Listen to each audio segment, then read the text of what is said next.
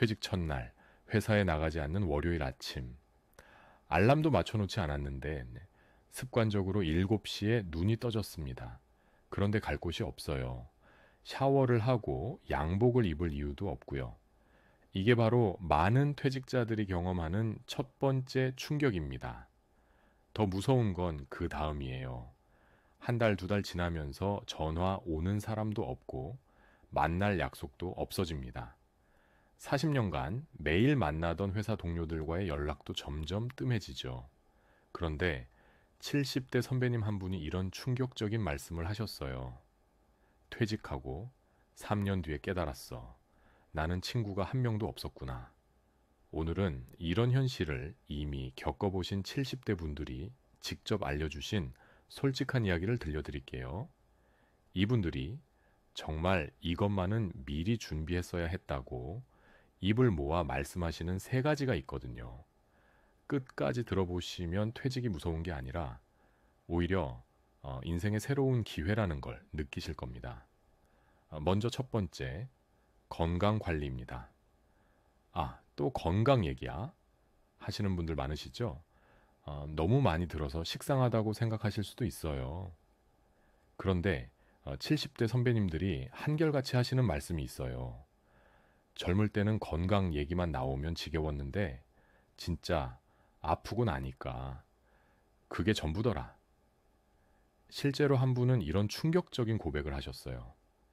건강 관리하라는 소리를 평생 듣고 살았는데 정작 몸이 아프고 나니까 그 모든 조언이 다 맞는 말이었구나 깨달았어. 그때는 왜 그렇게 안 들었을까? 후회만 되더라. 그래서 식상해도 꼭 말씀드려야겠어요. 70세에 처음 건강을 챙기려고 하면 이미 늦다는 게 모든 선배님들의 공통된 의견이거든요. 특히 한 분이 이런 말씀을 하시더라고요. 젊을 때는 돈이 최고인 줄 알았는데 나이 들고 보니 걸을 수 있는 다리가 최고더라. 실제로 통계를 보면 충격적입니다. 70대의 20%만이 현재 건강 상태에 만족한다고 답했어요. 나머지 80%는 뭔가 아픈 곳이 있거나 불편함을 느끼고 있다는 뜻이죠. 그리고 평균적으로 서너 가지 약은 기본으로 복용하게 됩니다. 그런데 건강관리 어렵게 생각하실 필요 없어요. 걷기만 하셔도 됩니다. 걷기가 왜 이렇게 중요한지 아세요? 70대가 되면 근육량이 20대의 절반 이하로 떨어집니다. 특히 다리 근육은 더 빠르게 감소해요. 그런데 걷기를 꾸준히 하신 분들은 달랐어요. 80세가 되어도 지팡이 없이 혼자서 어디든 다니시더라고요. 75세 이 선배님께서 이런 이야기를 해주셨어요. 나는 50대부터 매일 10,000보씩 걸었어. 처음에는 힘들었는데 습관이 되니까 안 걸으면 오히려 이상하더라. 지금도 병원 갈 일 없이 건강해. 반대로 걷기를 소홀히 하신 분들은 70대 중반부터 외출 자체가 부담스러워지시더라고요. 여기서 중요한 건 단순히 많이 걷는 게 아니라 올바르게 걷는 거예요. 한 분은 이런 팁을 주셨어요. 무작정 빨리 걷지 말고 자신의 페이스를 찾아라. 숨이 차지 않을 정도로 옆 사람과 대화할 수 있을 정도의 속도가 딱 좋아. 그런데 여기서 더 중요한 게 있어요. 바로 치아 관리입니다. 이건 정말 많은 분들이 놓치는 부분인데요. 치아가 약해지면 제대로 씹을 수 없어서 영양 섭취가 어려워집니다. 결국 기력이 떨어지고 전체적인 건강이 무너지는 거죠. 실제로 만나뵌 72세 김 선배님은 이런 말씀을 하셨어요. 임플란트에 1,000만 원 넘게 들어갔지만 그게 가장 잘한 투자야. 뭘 먹어도 맛있으니까 밥맛이 살아나고 밥맛이 살아나니까 기력도 좋아지고 정말 생생한 경험담이었습니다. 치과 의사 한 분이 이런 말씀을 하시더라고요. 70대 환자분들 보면 임플란트 하고 나서 표정이 완전히 달라져요. 음식을 제대로 씹을 수 있으니까 소화도 잘 되고 영양 흡수도 좋아지고 결국 전체적인 건강이 좋아지는 거죠. 그런데 임플란트는 비용이 만만치 않죠. 그래서 더욱 중요한 게 예방이에요. 50대부터라도 정기적인 스케일링, 올바른 칫솔질, 치간 칫솔 사용하는 습관을 들이시면 나중에 큰 비용을 아낄 수 있어요. 건강 관리에서 놓치기 쉬운 또 다른 부분이 청력입니다. 70대의 절반 이상이 난청을 경험하시는데 이걸 방치하면 사회적 고립이 더 심해져요. 대화 자체가 어려워지니까 사람들과의 만남을 피하게 되거든요. 한 분은 이렇게 말씀하셨어요. 보청기 끼는 게 창피하다고 몇 년을 버텼는데 결국 끼고 나니까 세상이 다시 들리더라. 손주들 목소리도 또렷하게 들리고 특히 남성분들이 청력 관리를 더 소홀히 하시는 경향이 있어요. 남자는 원래 목소리가 크니까 괜찮다고 생각하시는데 실제로는 남성이 여성보다 난청 발생률이 더 높답니다. 또 하나 빼놓을 수 없는 게 수면 관리예요. 나이가 들수록 잠이 얕아지고 자주 깨시죠. 이것도 건강에 큰 영향을 미칩니다. 79세 박 선배님께서 이런 조언을 해주셨어요. 저녁 8시 이후에는 물도 적게 마시고 TV도 끄고 책 읽으면서 마음을 진정시켜. 그래야 깊게 잠들 수 있어. 건강은 정말 예방과 조기 관리가 답입니다. 70대에 시작하면 늦어요. 지금 50대부터 60대시라면 지금이 골든타임이라고 생각하세요. 두 번째는 경제적 준비인데요. 이 부분에서 선배님들이 하신 말씀이 정말 현실적이었어요. 자식들한테 손 안 벌릴 만큼만 있으면 된다는 거였습니다. 많은 분들이 은퇴 자금을 계산할 때 현재 생활비 기준으로 생각하시는데 실제로는 그렇지 않더라고요. 70대가 되면 소비 패턴이 완전히 달라집니다. 옷도 덜 사게 되고 외식도 줄어들고 교통비도 많이 들지 않아요. 78세 박 선배님께서 이런 말씀을 해주셨어요. 젊을 때 벌던 돈의 절반만 있어도 충분해. 오히려 돈보다는 건강이 더 중요하다는 걸 나이 들어서야 알겠더라. 실제로 한 조사에 따르면 70대의 월 평균 지출은 50대에서 60대의 60% 수준이라고 해요. 왜 그럴까요? 일단 직장을 다니지 않으니까 의복비, 교통비, 외식비가 대폭 줄어들죠. 자녀들도 다 독립했으니 교육비나 용돈도 필요 없고요. 하지만 여기서 중요한 건 줄어든 소비만큼 새로운 소비가 생긴다는 점입니다.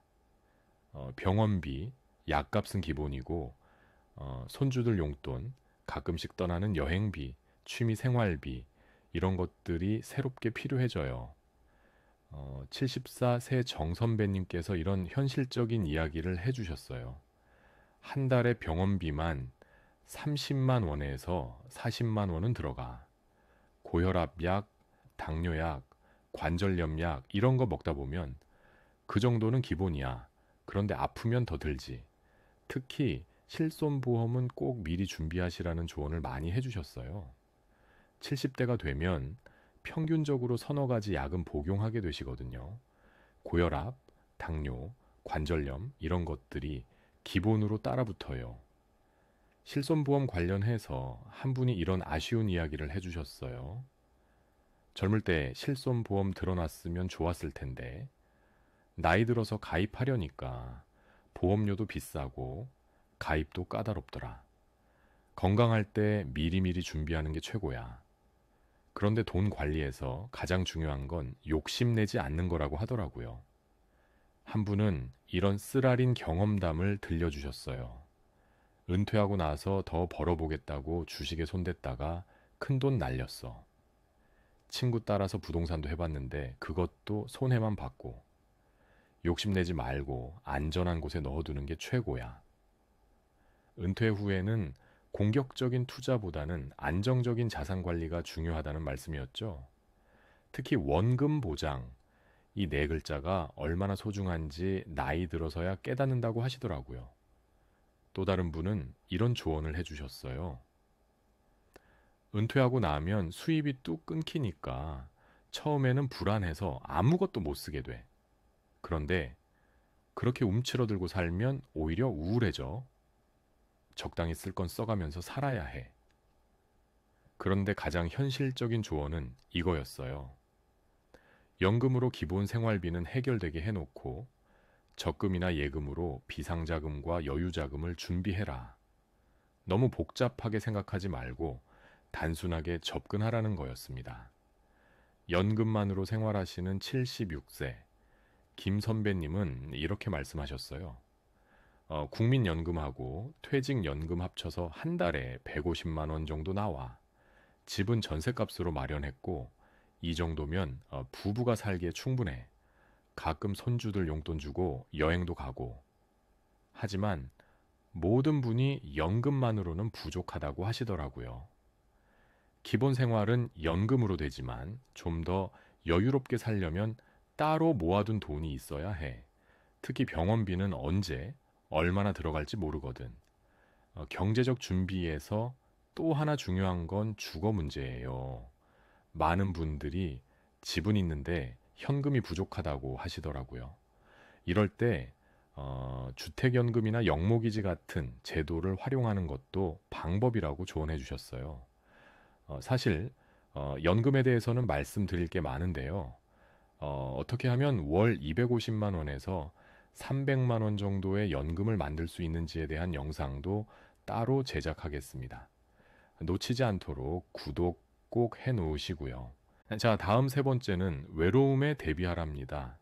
이 부분을 정말 생각들 안 하시더군요. 선배님들 말씀으로는 돈보다 더 큰 문제가 외로움이라고 하시더라고요.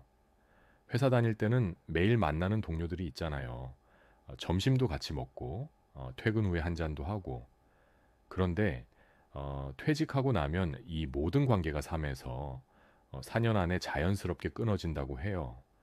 한 분이 이런 씁쓸한 말씀을 하시더라고요. 처음 1년에서 2년은 가끔 연락하고 만나고 그랬는데 시간이 지나니까 서로 안 찾게 되더라. 결국 회사 동료는 회사에서만의 인연이었구나 싶었어. 실제로 조사 결과를 보면 더 충격적이에요. 퇴직 후 5년이 지나면 과거 직장 동료들과 정기적으로 만나는 사람은 10%도 안 된다고 해요. 왜 그럴까요? 서로 처지가 달라지니까 대화 소재도 없어지고 만나는 장소나 시간도 맞지 않게 되거든요. 73세 이 선배님께서 이런 현실적인 이야기를 해주셨어요. 퇴직하고 나서 옛날 동료들이랑 한두 번 만났는데 뭔가 어색하더라. 나는 시간이 많으니까 여유롭게 얘기하고 싶은데 아직 일하는 친구들은 바쁘다고 빨리 헤어지고 싶어 하고 그래서 미리 준비해야 할 게 혼자서도 즐길 수 있는 취미 활동이에요. 수영, 탁구, 요가, 당구 이런 것들 중에 하나라도 익혀두시면 나중에 정말 도움이 많이 됩니다. 실제로 만나뵌 74세 정 선배님은 50대 때부터 탁구를 배우셨대요. 지금도 일주일에 3번씩 탁구장에 가. 거기서 만나는 사람들이 내 새로운 친구들이야. 나이도 비슷하고 취미도 같으니까 대화할 거리도 많고. 정말 지혜로운 준비셨다는 생각이 들었어요. 그런데 취미 선택에도 요령이 있어요. 77세 박 선배님께서 이런 조언을 해주셨어요. 혼자 하는 취미보다는 여러 명이 함께하는 취미가 좋아. 서예나 그림 같은 것보다는 노래교실이나 댄스 같은 게 사람들과 어울리기 좋더라. 특히 남성분들은 취미 활동에 더 적극적으로 참여해야 한다고 하시더라고요. 여자들은 원래 수다도 잘하고 어울리기도 잘하는데 남자들은 평생 일만 하다가 갑자기 사람들과 어울리라고 하면 어색해해. 그래서 더 일찍부터 준비해야 해. 지역 복지관이나 문화센터 활용도 적극 추천해 주셨어요. 복지관에 가보니까 정말 프로그램이 다양하더라. 서예, 노래교실, 요가, 댄스까지. 거기서 새로운 인연도 만들고 새로운 재능도 발견하고 한 분은 이런 재미있는 경험담을 들려주셨어요. 복지관에서 우쿨렐레 교실에 갔는데 나보다 나이 많은 할아버지가 젊은 사람들보다 더 잘하시더라. 그분이 그러시는 거야. 평생 음악이랑 담 쌓고 살았는데 70 넘어서 이런 재미가 있는 줄 몰랐다고. 봉사활동도 좋은 방법이라고 하셨어요. 도서관에서 책 읽어주는 봉사, 급식소에서 배식 봉사, 이런 것들을 통해서 보람도 찾고 사람들과의 교류도 이어간다고 하시더라고요. 특히 뭐 교육 봉사를 하시는 76세 김 선배님의 이야기가 인상적이었어요. 초등학교에서 일주일에 2번씩 아이들한테 바둑 가르쳐 주고 있어. 아이들이 할아버지 안녕하세요 하면서 방이니까 얼마나 기분이 좋은지 몰라. 나도 보람 있고 아이들도 좋아하고. 이 부분에서 정말 웃기면서도 현실적인 이야기들이 많이 나왔어요. 한 할머니께서 이런 말씀을 하시더라고요. 우리 남편이 퇴직하고 나서 하루 종일 집에 있으니까 내가 스트레스 받더라.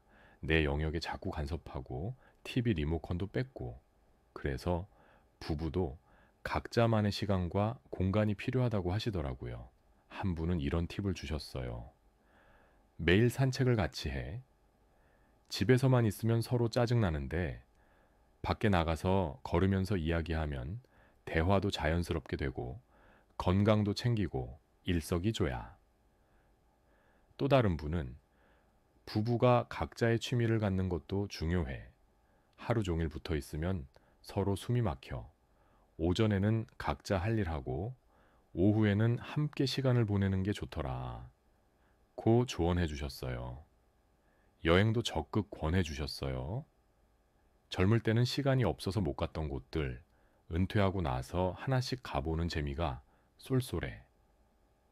다만 너무 무리한 일정보다는 여유롭게 다니는 게 좋아.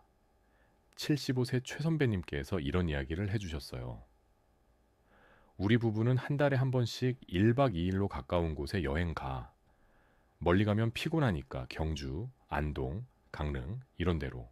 새로운 곳에서 맛있는 것도 먹고 사진도 찍고 추억도 만들고. 재취업에 대한 이야기도 많이 나왔는데요. 돈 때문이 아니라 일상의 활력과 인간관계 때문에 일을 계속하신다는 분들이 많았어요. 아파트 경비 일하는데 월급은 많지 않지만 규칙적인 생활을 할 수 있고 주민들과 인사도 나누고 나름대로 보람이 있어. 실제로 만나뵌 72세 김 선배님은 마트에서 시간제로 일하고 계셨어요. 젊은 직원들이랑 같이 일하니까 요즘 세상 돌아가는 이야기도 듣게 되고 새로운 것도 배우고 물론 몸은 좀 힘들지만 그래도 집에만 있는 것보다는 훨씬 좋아. 하지만 현실적인 조언도 해주셨어요. 재취업을 생각한다면 건강이 뒷받침되어야 해. 몸이 아프면 일하기 힘들거든. 그리고 젊은 사람들과 경쟁하려 하지 말고 경험을 살릴 수 있는 일을 찾아봐. 한 분은 이런 조언을 해주셨어요. 일하는 것도 좋지만 자원봉사를 먼저 해보는 것도 방법이야. 부담 없이 시작할 수 있고 내가 할 수 있는 일이 뭔지도 알 수 있거든. 마음가짐에 대한 조언도 인상 깊었어요. 회사 다닐 때 친구들이 연락 안 온다고 서운해하지 마. 원래 그런 거야. 대신 새로운 인연을 만들어가는 게 중요해.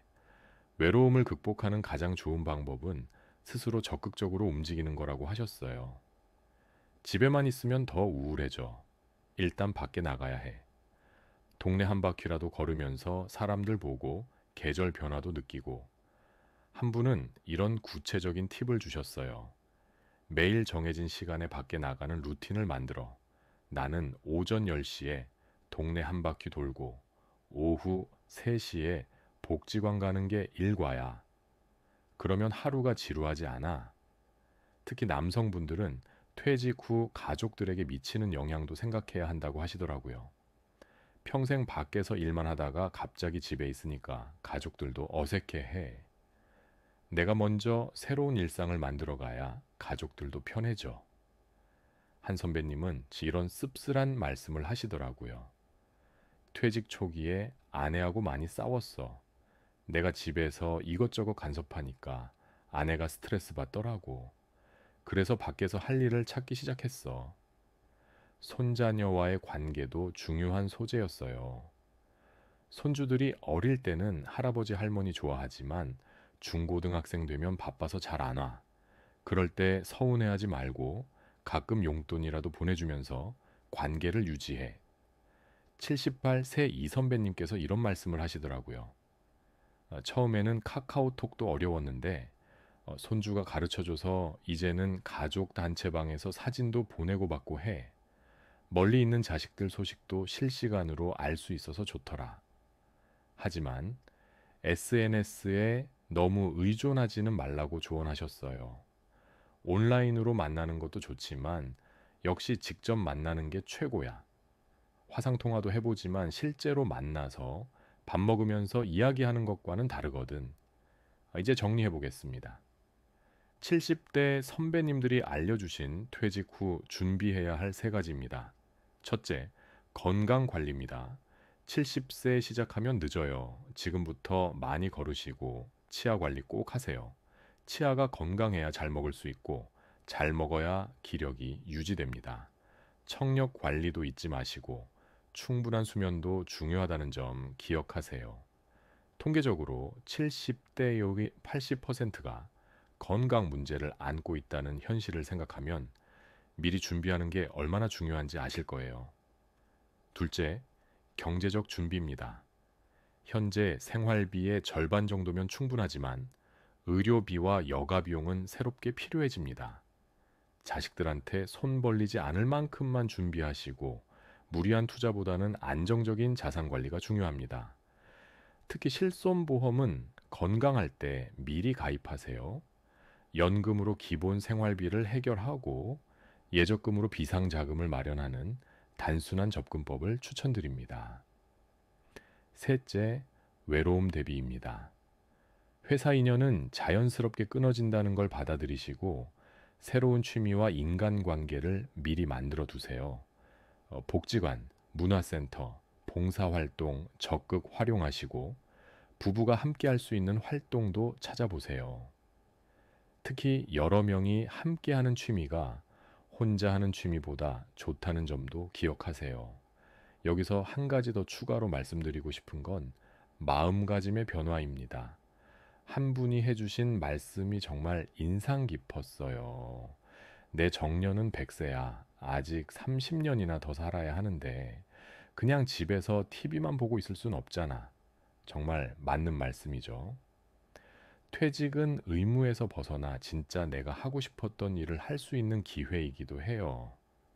젊을 때는 잘하는 일을 했다면 이제는 하고 싶은 일을 할 때입니다. 실제로 만나뵌 한 분은 퇴직 후에 평생의 꿈이었던 사진 작가가 되셨어요. 젊을 때부터 사진 찍는 게 좋았는데 먹고 살기 바빠서 취미로만 했어. 이제는 시간도 많고 해서 본격적으로 배우고 있어. 동네 사진 동호회에도 가입하고 또 다른 분은 요리에 도전하셨어요. 평생 아내가 해준 밥만 먹다가 퇴직하고 나서 요리를 배우기 시작했어. 처음에는 라면도 제대로 못 끓였는데 지금은 김치찌개, 된장찌개 정도는 할 줄 알아. 아내도 신기해해. 이처럼 퇴직은 새로운 도전의 기회가 될 수 있어요. 나이가 들었다고 해서 새로운 걸 배우지 못할 이유는 없잖아요. 오히려 시간적 여유가 있으니까 더 깊이 있게 배울 수 있어요. 하지만 현실적인 어려움도 있다는 걸 인정해야겠죠.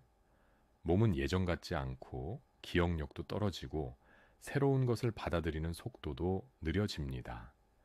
한 분이 이런 솔직한 이야기를 해주셨어요. 스마트폰 배우는 것도 정말 어려웠어.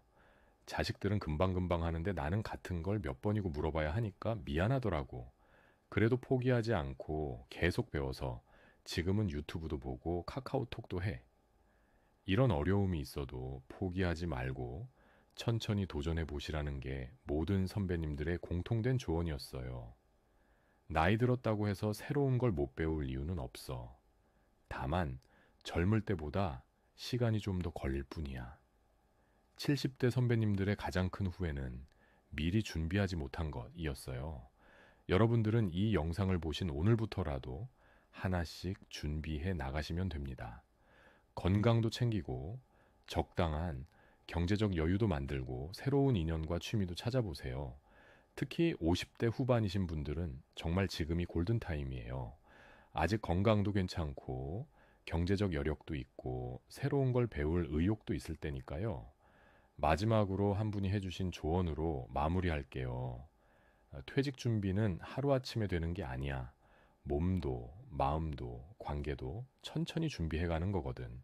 조급해하지 말고 하나씩 차근차근 해봐. 은퇴가 두려운 게 아니라 기대되는 일이 되실 거라 확신합니다. 오늘 영상이 도움이 되셨다면 좋아요 꾹 눌러주시고 주변에 퇴직을 앞두신 분들께도 공유해 주세요. 그분들에게도 큰 도움이 될 거예요. 다음 영상에서는 구체적인 취미 활동과 건강관리법에 대해 더 자세히 다뤄보겠습니다.